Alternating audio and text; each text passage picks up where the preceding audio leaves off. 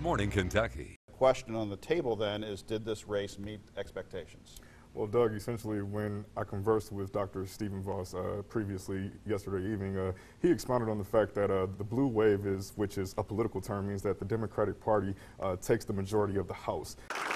Republican incumbent Andy Barr's victory against Democrat Amy McGrath is the closest race Barr has had in his years in Congress. Nice to see you all. Barr narrowly winning while running a campaign much like his previous ones. Now, this isn't the first time that Vice President Mike Pence has made a trip to the Bluegrass. He was actually here back in July of 2017 to discuss the repeal of Obamacare.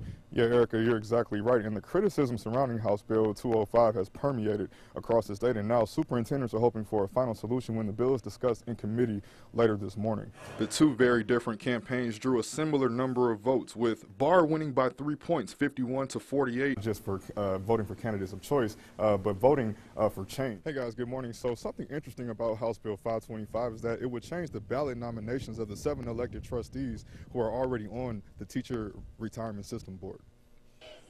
Fayette County school officials say at least 40% of their staff called in sick today. Without enough substitute teachers, it's forcing the district to cancel school. It's being called a teacher sick-out in response to House Bill 525, which would change the structure of the Teacher Retirement System Board of Trustees, which is responsible for the management and operation of the pension system. House Bill 525 was filed by Republican Representative Ken Upchurch of the 52nd District. The bill would strip the ability of the Teacher Retirement System to elect 7 of their own trustees to the 11-member board, and would put in place a system that would nominate 1 member from 7 different affiliated groups. The KEA, along with the associations of retired teachers, school boards, school superintendents, and professional educators, will all submit 1 person for nomination. The Kentucky Associations of CPAs and bankers will each get a nomination, each of which will have to have experience in accounting and finance, respectively. Representative Upchurch issued the following statement saying, quote, "We have been working for more than a week on a committee substitute that will not only increase the say teachers have, but also the voice of retired educators." He went on to say that despite this, he is hopeful that the committee can still have a rational conversation on House Bill 525.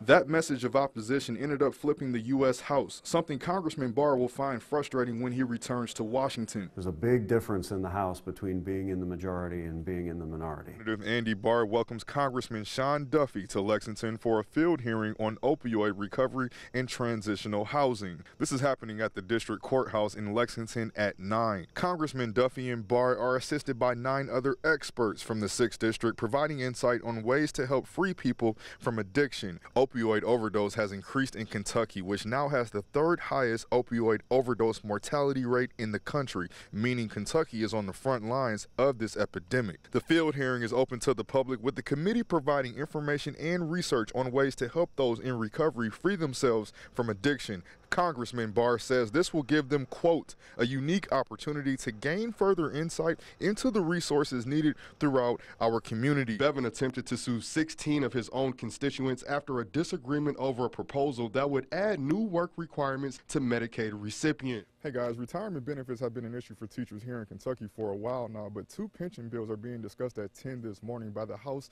Budget Review Subcommittee.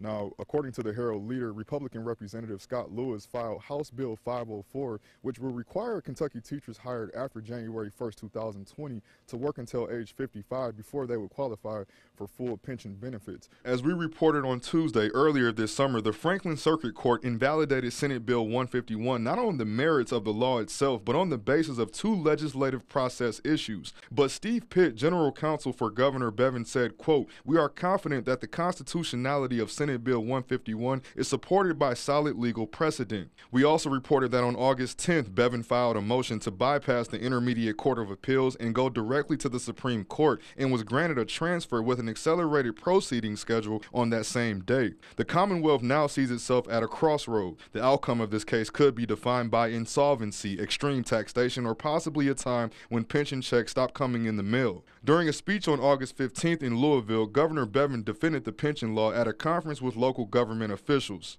Do not allow yourselves to waste a moment of your time talking about such trivial nonsense, when the heart of the message, the truth of the analogy, and the fiscal reality would demand action of us. Governor Bevin also said, quote, if the High Court strikes down the pension law, it would be as disregarding of the actual law and the authority of our legislature to make laws as a lower judge who blocked it from taking effect.